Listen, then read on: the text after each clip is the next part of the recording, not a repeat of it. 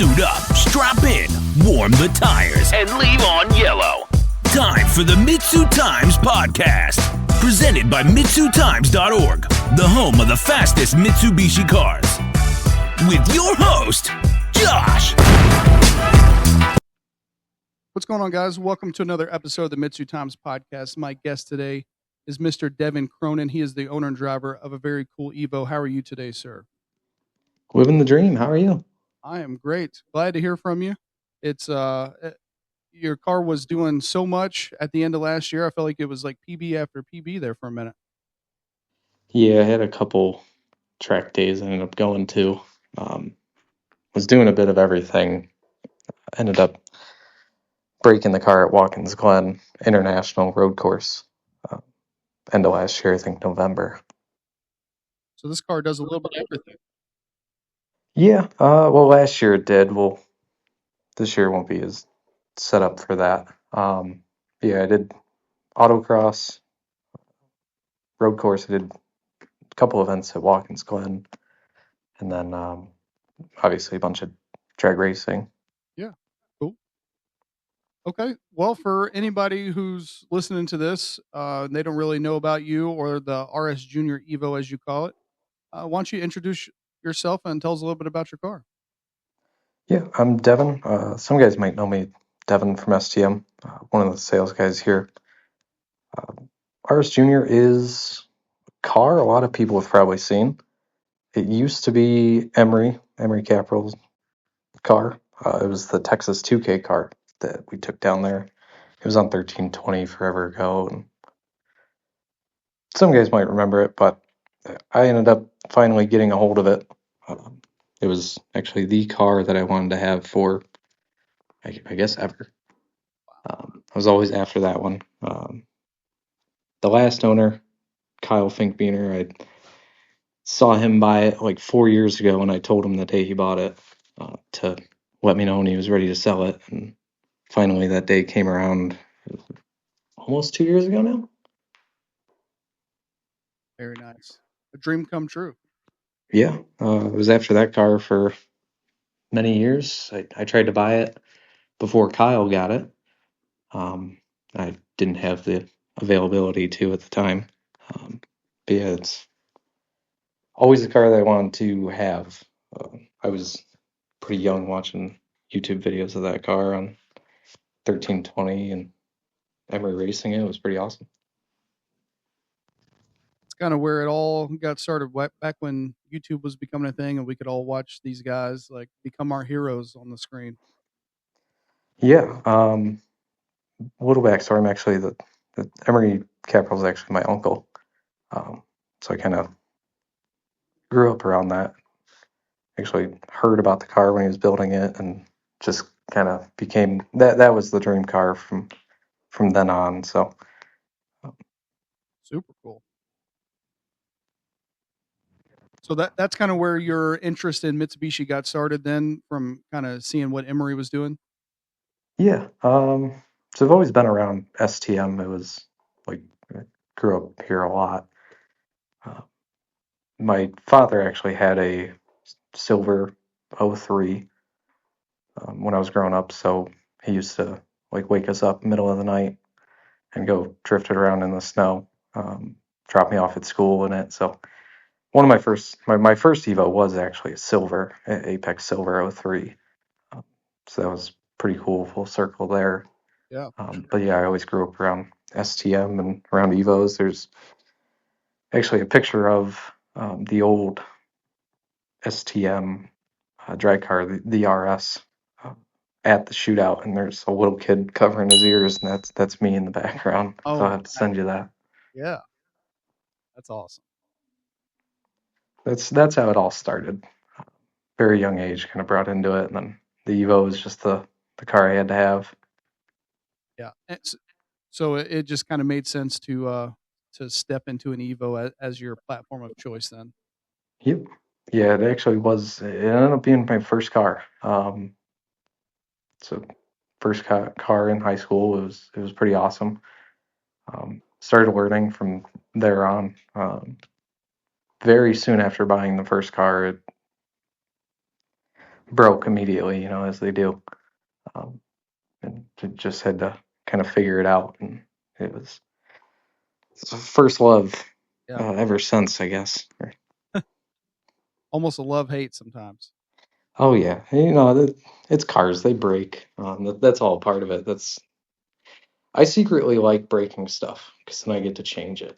I get to upgrade it or learn why something broke. Yeah. Get your hands dirty. Yeah. Well, being an employee of STM, I think most of us know where the RS Junior name came from that you gave your Evo. But why don't you explain it for the rest of the listeners of why you decided to name your Evo RS Junior? Yeah. Well, the car was originally called RS Junior. There's a old Evo M forum, which some guys might have seen. Maybe we can link it here. But Sean and I used to post a lot on there, shop updates and stuff. It's the same time we had the RS. Emery built this car, the street car. The guys here at the shop built it, and it used to be called the RS Junior. Uh, so I just kind of stuck to the tradition of that car and kept the name on it and ordered a plate. Very nice. I guess I didn't realize I knew of the RS Evo. Obviously, I didn't realize it had a little brother. Yeah. Like I said, the same car. So RS Junior, my car was on 1320 at one point. It was the Texas 2K car that Emery brought down there and did some roll racing stuff. And then it exchanged hands a couple times, changed up a little bit over the years. Obviously, it doesn't have an FP Super 99 on it anymore. But yeah, kind of stuck with that. Try to keep the history of it alive, I guess. Yeah, for sure. Cool. So after it had kind of passed through a couple different people's hands, what was the condition like when you finally got it? It was about the same as after Emery had gotten rid of it, condition wise. It's I haven't changed too much on it yet. We're doing a new turbo kit and stuff, but I think it was like max like 5,000 miles driven on it since Emery had exchanged it, or Emery had gotten rid of it. Um, there wasn't many miles on it. It still came to the shop every so often for some work.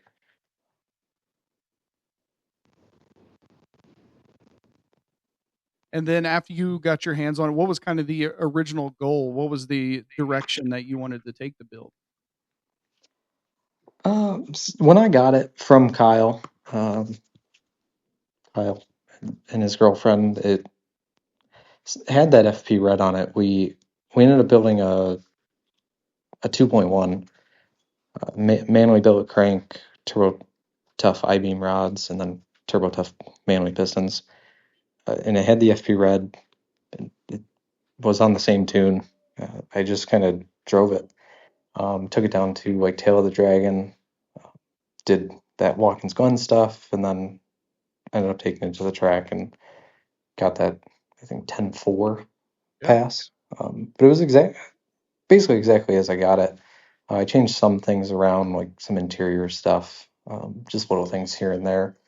This year is kind of the bigger changes. We're still haven't even finished the car. It's just kind of been on the back burner, but doing a HPT 6466 with one of our turbo kits, new manifold design, and so on. Very nice. So does that mean I know I didn't prep you for this question? Does that mean you're shooting for the Street Eliminator class then? No, I think I was gonna go for the 9.5 class Okay. on that. We'll see. I plan on going to Wild in the Valley the week before the shootout, so hopefully nothing bad happens and I can make it to both. I'm in the same boat. Yeah, but hoping we'll run somewhere in the nines. I don't know. I just kind of wanted to make more power. I don't have like an exact time goal in mind. Uh, Maybe like a 9.5 would be nice. I keep telling people if I show up to the shootout without my car, just know that it didn't survive Wild in the Valley. Yeah, I'm hoping. I've got some parts set aside. Some things I think might happen. So I've got some parts set aside on what I plan to be ready to replace and fix. Yeah. Okay. Well, along with the 6466, why don't you tell us a little bit about the supporting mods? Yeah, it's got. I mean, just about everything from STM. Obviously, I'm here. So while I'm helping people build carts and answer tech questions, I'm shopping myself. It's got just about everything STM. It's all custom intercooler piping now. STM 1,000 horsepower intercooler. It's going to have 3.5 inch turbo back exhaust. Doing a Driven Innovations intake manifold, which not so common anymore. Very old school piece. Car used to have one on it back in 2013, 2014, whenever it was. So I decided to kind of get another one of those and see what we could do. Very cool. Just touch on that nostalgia again, kind of bring it back. Definitely love, trying something new because it feels like when you go to the shootout. I mean, obviously we know what parts are proven and stuff like that, but you pop the hood, and everybody almost has like a copy and paste build. Yeah, I mean, there is a lot of variation. There's a lot of obviously aftermarket support. Everybody and their moms are making parts and developing for these cars still, which is very surprising. But I mean, the market's there. But it worked great for Emery back when that car had one on it and was making 900 here on our dyno. Um, it worked awesome then, and it's proven itself for us. So I figured I'd run it again and go from there. There's no reason to switch up on that, I guess. Yeah, love it. Good looking piece too. It's all polished. That's what really got me, to be honest. Rule number one is look cool, right? Oh yeah, unfortunately. Well, Devin, thinking back to your experience with the FP Red, most people listening are familiar with the FP Red and its potential and kind of its power delivery. But I want to talk about for maybe those who aren't listening or maybe thinking about stepping up from their 16G on their 2G, 1G, whatever to a FP Red. I want to talk about how well the power delivery is for the 2.0 and your all-wheel drive doing drag, autocross, and road courses like you were doing. Yeah, it is hands down like the best turbo option for just about everything. Stock block built motors, you're drag racing the car, and you want to run tens. It's got to be the best. Our opinion, FP Red's the best bolt-on turbo. Um, it spools just as fast as you really want it to, and upwards of 500 plus horsepower on E85. It's a great piece. There's no reason to really go bigger in most cases. I think it's the best. One of my goals is to have another Evo, one with an FP Red on it at all times. One to just enjoy. Yeah, just get in and drive. I did. I think total I've put almost 10,000 miles on that car. But last year alone, I did 7,000 miles on the FP Red. Um, I had 2 trips to the Tail of the Dragon. Obviously, a lot of street miles around here and around the shop, and Watkins Glen, a countless amount of passes down the strip. I did end up blowing a transmission last year, but um, awesome turbo, awesome setup. No complaints with it. I think it definitely proves it's can be a reliable turbo with the right combo. Yeah, absolutely. I did end up selling it to a buddy here locally. We ended up sending it out to get rebuilt just because that turbo, since its last rebuild, had 10 to 15,000 miles on it. So better safe than sorry, but there was no issues with it. They're fantastic. Love it. It was a journal bearing as well. Very nice. So, Devon, whenever you were on the FB Red, you were still on the stock ECU. Now that we've gone to the 6466, is the plan still stock ECU? I have an AEM Series 2 set aside for it that I just like have had for a while now. It's what Emery knows best. We are working on putting a Haltech in a 1G that we have here at the shop, one of our shop cars. So we're working on doing that. So he's going to learn Haltech here pretty soon. Mhm. Um, Once he does, then plan is to put it in my car. He just wants to start with something that's a little bit more stock, something to learn off of. Yeah, Um, for sure. but AEM Series 2 might go in it. It might stay on stock ECU. Either one will do it. Do it fairly safely. Yeah. I think the options for the Evo guys with the stock ECU is plentiful enough to where you got plenty of options. Yeah, it's not from what I hear from Emery. I don't tune the car. Um, I mean, always learning stuff, listening to them, and so on. But stock ECU is awesome, and we've made lots of power with them. Highest I've seen here personally was like 750 out of one of his personal cars a couple years ago, somewhere in that range, 700s, and it was awesome. That's so cool. I just love stuff like that. Yeah, stock ECU is very, very capable. It's frowned upon by a lot of people, unfortunately, which I don't completely understand. But again, I'm not personally tuning cars. I get you. Well, we talked about the transmission kind of going out later in the year last year. Let's talk about the current transmission, clutch, transfer case, axles, all that good stuff. Yeah, everything drivetrain is stock minus the transmission. I believe stock axles, they still have green cups on them. So stock axles, stock rear end, stock transfer case, as far as I know. The transmission has an HKS 411 in it, and it was assembled by John at TRE. As much of a pain sometimes it is to get in contact with him, I always recommend him. I think he does awesome work and beautiful looking transmissions, which is always, as you know, it's got to look good.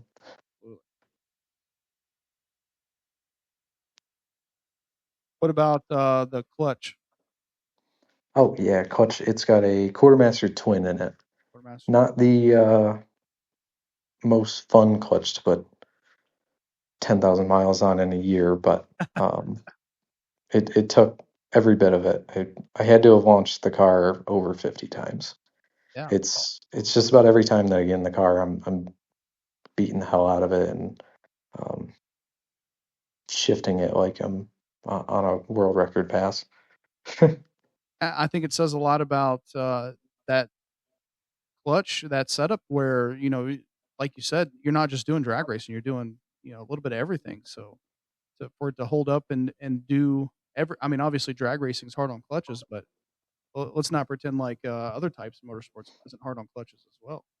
Oh, absolutely. It was awesome. Never really skipped a beat. I did when I had the transmission out, I looked at the discs and they were just about fine. It's probably got like 10,000 miles on it, and the discs had plenty of life left in them.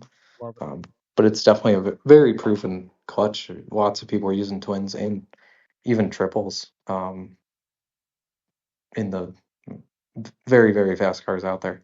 Um, Quartermaster's heavily proven.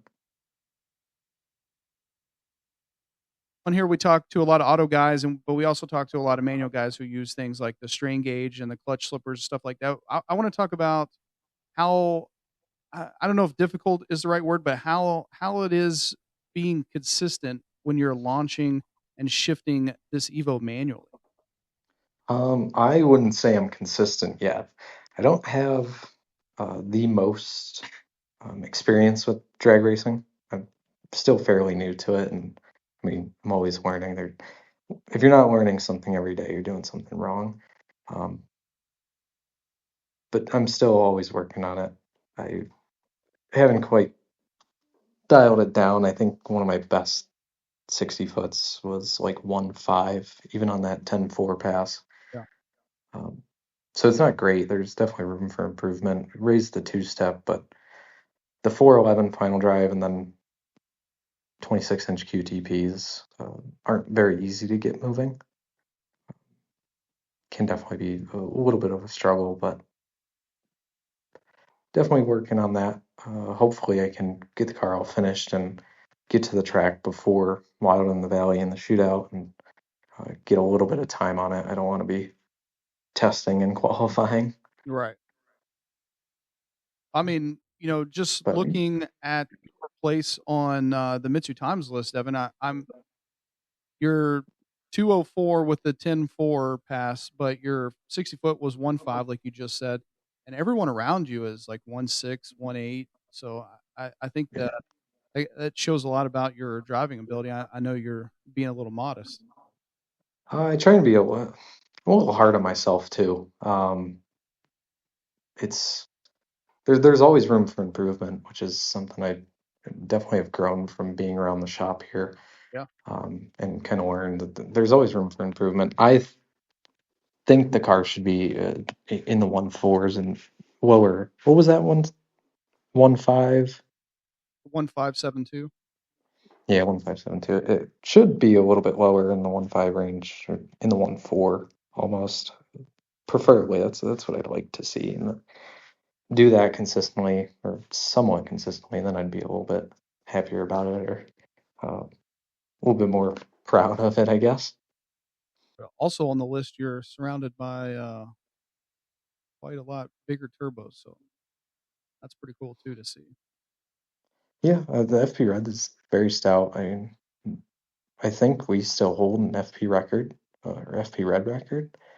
I don't remember if we hold that. I know it's the stock block record, which stock block had the FP Red on it, and I think we did like 9.6, 148 or something. Um, Obviously, that was like a dedicated drag car, so very light. Yeah. Supporting mods for that. But one of the things I am changing up, which should help with 60 foot and so on, taking a little bit more rotating mass out of it. I'm on the hunt for some lighter front rotors, like the gyro disc ultralights that they used to make. But I got some nice Buddy Club 16-inch wheels. They're like 14 pounds or something for the QT piece this year. Yeah. So that should help. Rotating masses. I'm always after that, looking for the next thing and trying to make it as light as possible. The car only weighs, I think it was 29 flat last year with a full tank, without me in it. Yeah. Be good for an Evo. Yeah, it's not bad. There's always something. We're coming out with lots of lightweight parts, and we're machining a lot of stuff in house now. If people don't know that yet, so we've come out with a bunch of different billet brackets here and there.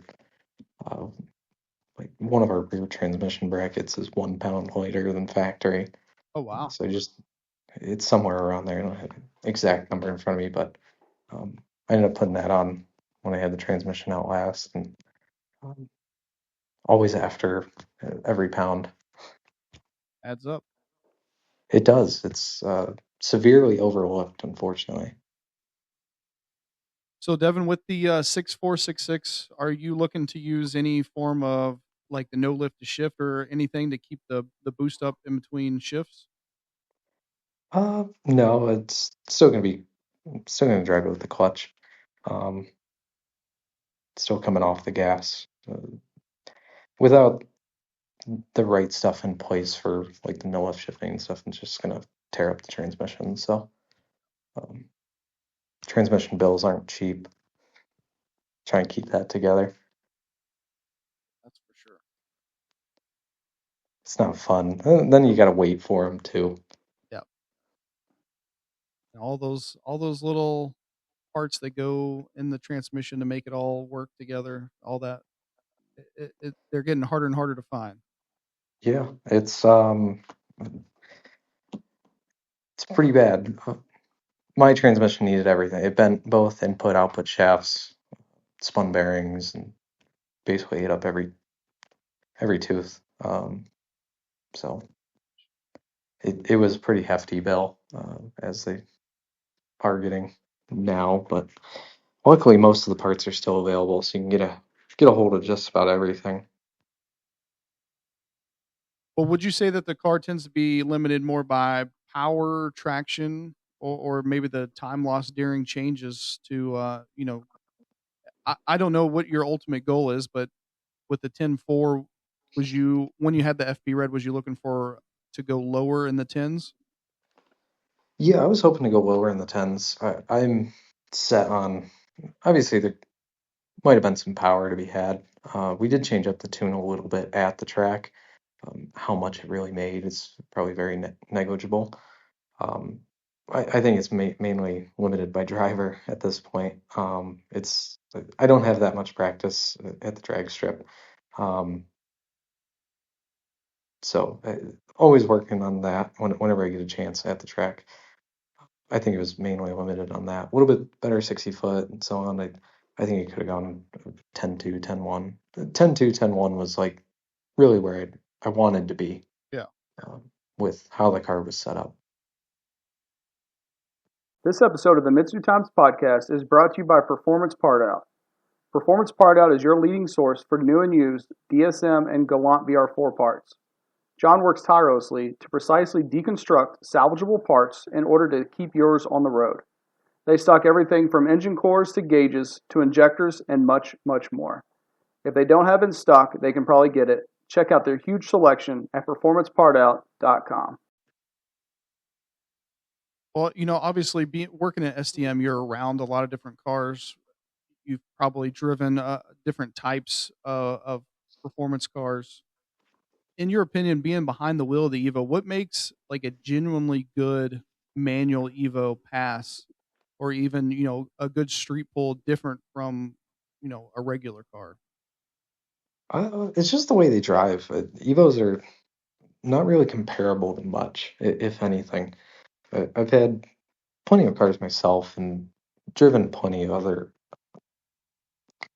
I guess you could say, somewhat comparable cars, and there's just nothing that compares to them.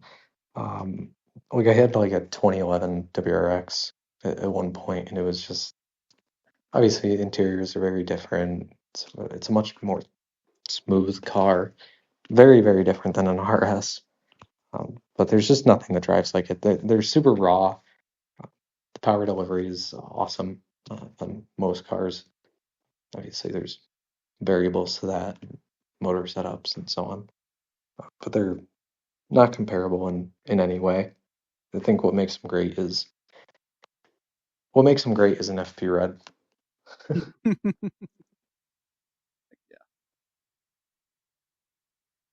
Well, I want to go back to the Empire Dragway when you got this 10.4 pass.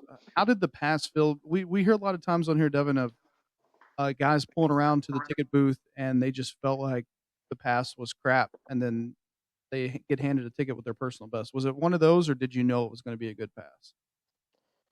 No, it felt slower than one before. I think right before that pass, we were in like a 10-7 or something.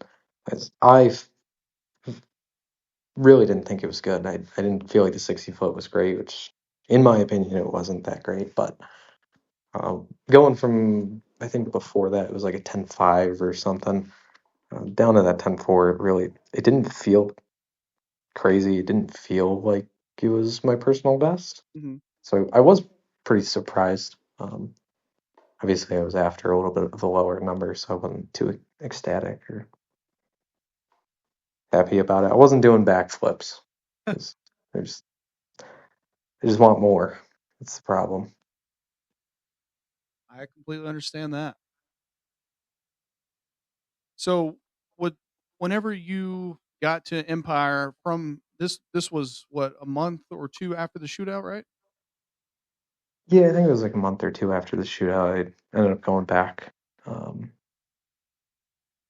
back to the track. It was decent weather out. I don't remember what exactly it was. It started to right after that passed, the sun really came out and it started to get really hot. I didn't really want to be outside in that heat at that time, so I think that's mainly why I left. Yeah. Left it at that 10.4, but the car was still running.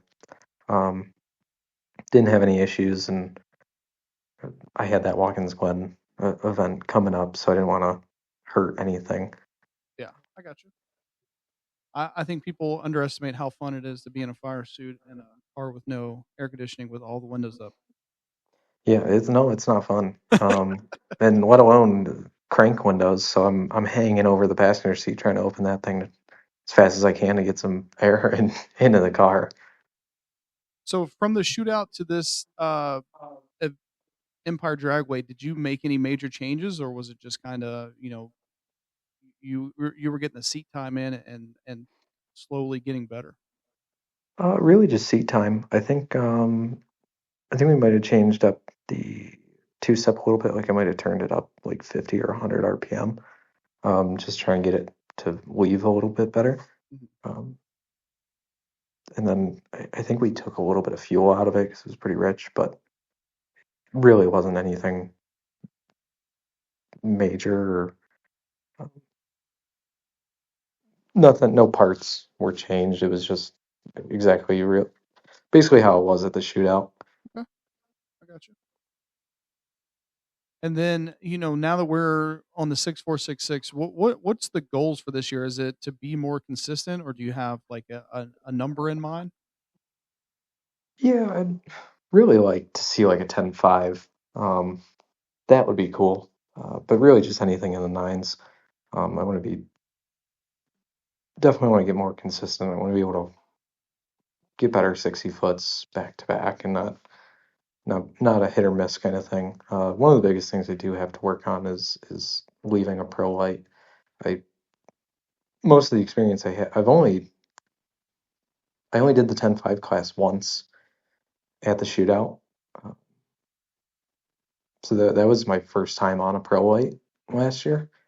Before that, I ran like max effort, so I think it was still a pro light, but reaction time had like nothing to do with it. So one of the things I definitely have to work on is pro light stuff. I work on the reaction time, weaving that in. That's like probably the most important part of index racing. Yeah, shootout does love some pro tree lights. Yeah, every time I go to Empire, I feel like they're never running it. I actually think my first experience with the pro light was like trying to leave at a pro light was last year in the 10.5 class, and that was just I kind of set myself up for failure on that without going into that with zero experience. So So the transmission letting go, was that at a track event, or was that just something driving back and forth to work? no, I was going for a late night cruise. Just a get out of your mind kind of cruise, and went filled up the car with the 85 to prepare myself for the week or whatever. Just driving home, and one of my buddies ended up coming up behind me. Um, he had a passenger, and they stuck out the window, so we kind of had a little street race.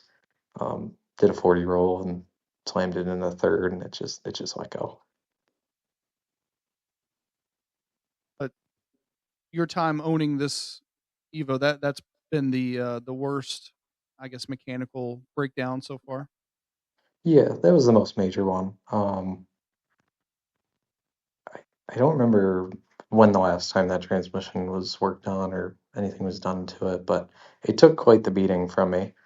Um, I mean, that was right before the shootout, so I'd already went to the tail of the dragon twice on that. I Mhm. had, I think, one or two Watkins Glen events, so definitely saw some heat. I was not nice to it. I've blown a couple transmissions in my Evo years. My last car before Junior was on like transmission 5 or 6, which unfortunately some of them were out of my control. But it's if you know me on somewhat of a personal level, you know I don't have the greatest experience with transmissions. It's your Achilles heel. Yeah, I grew up watching Emery run the RS down the track, so every time I'm driving the car, that's what I'm envisioning. Gotcha. So I do it to myself. So with all that being said, though, Devin, like, is there like a record that you're pursuing? Maybe the Emory held once or the STM held once. Not exactly. I just kind of do it for my own fun. I just want to go fast. I got you. Whatever fast really means. No records really in mind. I just want to do some racing and have fun. I think a lot of us relate to that. Yeah, it's a little too late for most of these records. One of my favorite types of records is stock block stuff. It just brings a lot out of people as far as little tricks here and there, which you'll find that in every record. But if there was one, it was that. But you're not really finding stock blocks anymore, and be pretty hard to come close to like a 9.6. It's tough for you to trust everyone too when it's like, oh yeah, it's a stock block. Oh, okay. Well, I think it's a stock block. Yeah. I get that. Yeah, there's always that accusation thrown around whenever somebody has a stock block or they say they have a stock block. But that's an odd situation. I don't want to get too far into. No, I got you. Trust me, I deal with it once a week at least. Yeah, I'm pretty sure I've read some stuff. When we posted it on Evolution M, I think there was some people in there didn't believe it or whatnot. I mean, it's a crazy number. I don't think anybody ever beat it. I think we still hold that, and then maybe stock Evo 10 stock turbo record, stuff like that. Yeah, That's always some of the coolest records is doing the most with the least. absolutely. Which it's my favorite. It's less is more is one of Emery's famous lines. Always something I try and keep in mind. Yeah. Now stock turbo records, I just love those. I love seeing what people can do with a 16G and a 300 shot or something like that. Yeah, it's awesome. It's just it might not always be the most practical stuff or practical parts, but it's awesome. Yeah. Seeing people do the most with the least. Well, Devin, we talked about Wild in the Valley, and we talked about the shootout. Are there any other events that we could come out and see RS Junior in action this year? I don't know if I have any plans for any other events. If something else pops up that's close, I'd probably make the drive. Really, I'm gonna do a lot more practicing. I signed up for these events because I'm gonna be going anyway, just to hang out with some buddies. Right. But if the car's together, I want to race. I don't like watching people race too much. I enjoy it, but I'd much rather be out there doing it. No doubt. It gets old real fast. Yeah. I will definitely try and get a lot more seat time. And then I'd like to try and go to bigger, different events further away and try and put some real effort into that. I will say, caveat to what I just said. The time it doesn't get old for me is World Cup finals. Obviously, I know I'm never going to have a car there, so I'd love to just go and watch. Yeah, I've not been to World Cup final yet. It's definitely on my list. We'll see. Maybe I can make it this year. One event I do want to run the car at, World Cup finals, or sorry, FL2K would be cool. Yeah. That's mainly because I just want a Florida trip with the car. Another one that is kind of a little bit of a dream event is like a sick week event. I don't think anybody's ever done it in an Evo before. I know there's some DSMs, but that's definitely a really cool event that try and make it too with some car at some point. Yeah, no doubt. If anyone's done it with a Evo, I certainly haven't seen any pictures or videos of it. So that No, would I haven't. I've had my eye out because if I see it, I want to like root for them, and it's awesome. Awesome event. I think it's cool that guys are out there putting thousands of miles on their car that they're also running really fast times at. right. I think it's probably one of the hardest racing events, without a doubt, as far as drag racing goes, for sure. But Because what the car has to go through that week is insane. exactly not only make those hits like you're saying, but to drive hundreds of miles, in the Florida heat or wherever it is to get to Yeah, the next track is crazy. yeah. Let alone the heat. I can only imagine how these guys' asses feel after that. Especially if they got like Kirkies in their car. I was about to say on a Kirky, yeah, Yeah. sitting on a Okay. cushion. Oh yeah, you gotta get one of those like egg carton seats you used to see all the commercials for. Yeah. You know.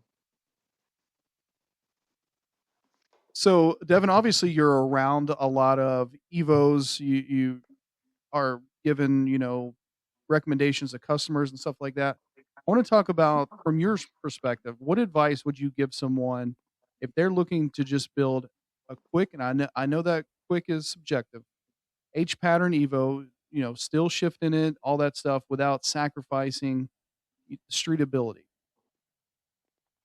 You just gotta put an FP red on it and be done, or just leave it stock and drive the hell out of the car. The FP red's definitely the best like street car setup. Like it's 2 liter with an FP red, stock ECU, put some like ID 1300s in it, E85, and obviously get you some STM parts, exhaust, intercooler, intake.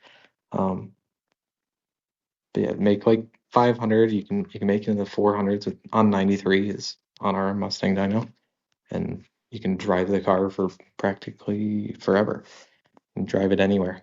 It's kind of a cheat code. Yeah, it's proven time and time again. There's so many cars out there that have FP reds, and they just drive them. Well, Devin, where can people find and follow you and the car on social media so they can see some more of what you're doing with this thing? Yeah, it's Devon at STM on Instagram, or Devon Cronin on Facebook. Then the shop might post some stuff. So STM tuned on Instagram and Facebook. Hopefully we'll do some more racing. Maybe I can make it to the shootout and Wild in the Valley this year, as long as everything goes to plan. Definitely hoping that comes to fruition, because obviously I love seeing the car in action. Devin, at the end, I always give people a chance to give a thanks or a shout out to anybody who's helped get the car where it is, anybody who's helped get themselves where they are personally. Is there anybody that you want to give a thanks or a shout out to? Yeah, absolutely. All the guys here at STM, Tim, he's been helping a lot with the fabrication stuff. Emery here at STM too. Obviously, I wouldn't have the drive if it wasn't for him, or even work here. Obviously, I'm related to him, but it's definitely been a big inspiration and a lot of the reason I've done that stuff. Got to shout out the moms. Wouldn't be here for her, or wouldn't be here if it wasn't for her. She supports all the dumb Mitsubishi stuff and all the toys. And then just got to call out Kadani. Love it. You got to call them out.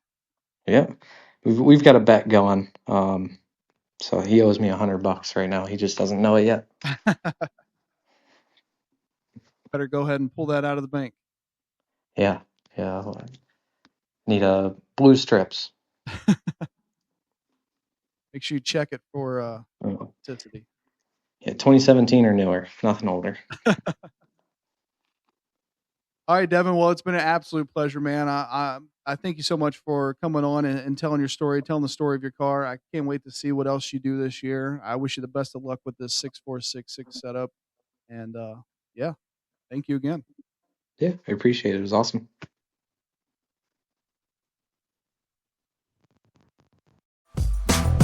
Thank you for listening to the MitsuTimes podcast. Check out our Instagram and Facebook for daily updates. Get added to our list by going to MitsuTimes.org and clicking Submit a Slip. Thank you to all of our sponsors.